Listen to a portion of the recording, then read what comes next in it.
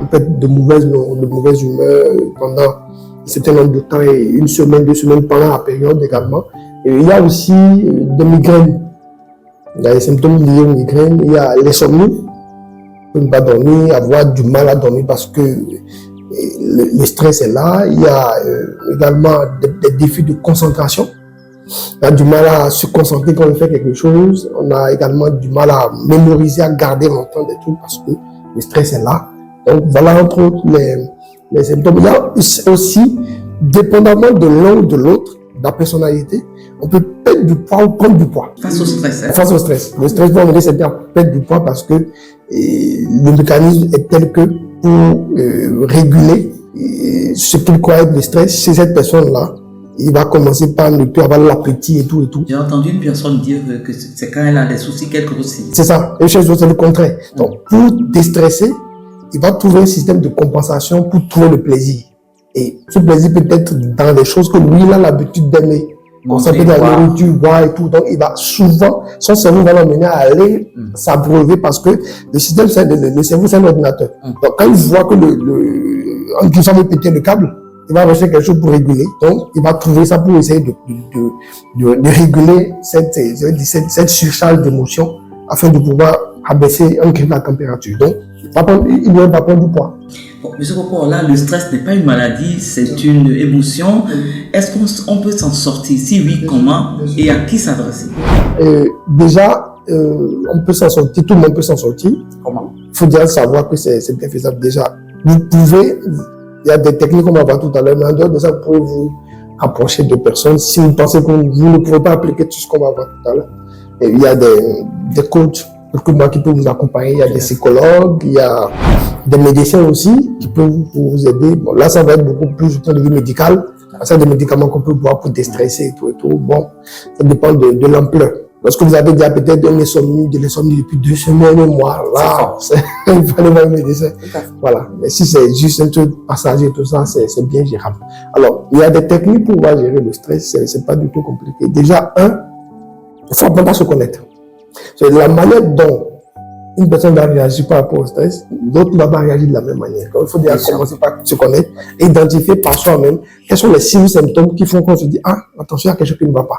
Chez moi, c'est l'impact de l'insomnie, est-ce que c'est la prise de poids, est-ce que c'est la mémoire, est-ce que c'est la fatigue, donc, comment ça se manifeste d'abord?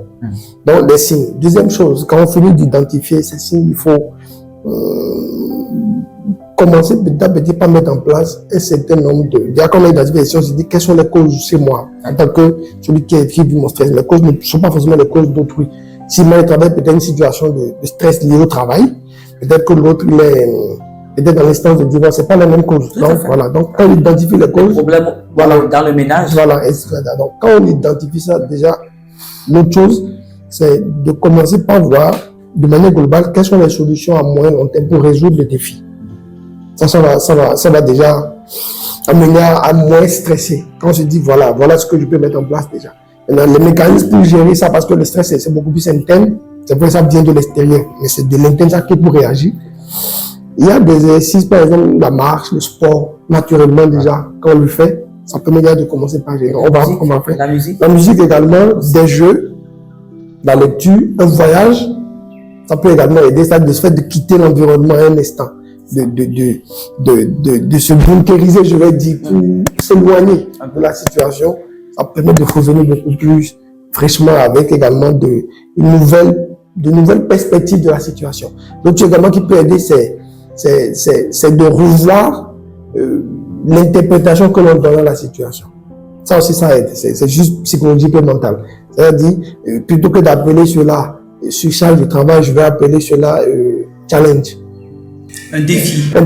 Ça va tout de suite m'apaiser, me dire, bon, c'est un défi à relever, je vais moins dramatiser ça. Donc, le fait de renommer ou de revoir la manière dont on perçoit la situation fait qu'on dédramatise et le niveau de pression également descend naturellement. Donc, ça peut également aider. L'autre chose également qui peut aider, c'est de savoir se fixer des priorités. Qu'est-ce qu'il faut faire d'abord? Qu'est-ce qu'il faut faire l'étape 1, l'étape 2? Parce que dans la vie, tout est priorité. Mais tout n'est pas priorité. Oui, pour certaines personnes, il faut savoir. Exactement. Il faut savoir les classer, se dire, voilà, ça c'est le niveau 1, ça c'est le niveau 2, le niveau 3, et classifier ça. Et savoir en fonction de cela vers quoi aller, tout ça là. Et l'autre chose également, il faut savoir gérer bien son temps. Ça fait partie également de la gestion du stress. Et répartir son temps et avoir forcément nécessairement, lorsqu'on voit qu'on a des situations où on vit un stress énorme, avoir des situations où vous avez un grille de mini-récréation. Cette mini-récréation, ça peut être 10 minutes, ça peut être 15 minutes, ça peut être une, mais vous devez obligatoirement avoir ça. Une pause et revenir à la chose. Pour écouter de la musique ou aller voir peut-être un truc qui fait rire, aller regarder une petite peut-être vidéo décompresser, c'est très important. Et l'autre chose également, il faut faire des exercices de respiration. Respirer à fond. Lorsqu'on inspire, on peut prendre 5 minutes rien que pour respirer, jusqu'à ce qu'on ressente que vraiment on est en train de reprendre le contrôle. Il y a aussi l'auto-affirmation. Des phrases positives qu'on va se répéter à soi-même. Ah oui. Voilà, j'ai le contrôle, tout ira bien, j'ai gagné, j'ai réussi. Voilà, ça aide à pouvoir mieux gérer les situations de stress. Et donc voilà, de manière globale, des exercices pratiques qui peuvent être mis en œuvre et qui au fur et à mesure, une fois, deux fois, trois fois, quand vous allez le faire, vous allez retrouver votre rythme. Et ça va devenir un réflexe. Lorsque vous vivez une situation de stress, tout de suite, vous commencez par mettre en application tout ça. Voir, ça va Merci beaucoup, Monsieur Géraud. Votre mot de la fin pour conclure cette émission.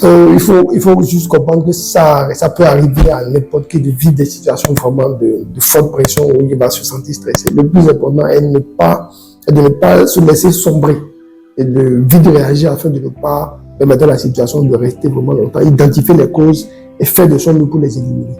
Merci à vous, Monsieur Popoala. Merci à vous, Madame, Monsieur, de nous avoir reçus chez vous. Si vous avez aimé cette émission, cliquez, aimez, partagez, invitez des amis à suivre. Merci. On se retrouve sur cette même plateforme une prochaine fois pour une autre émission. Merci chez vous.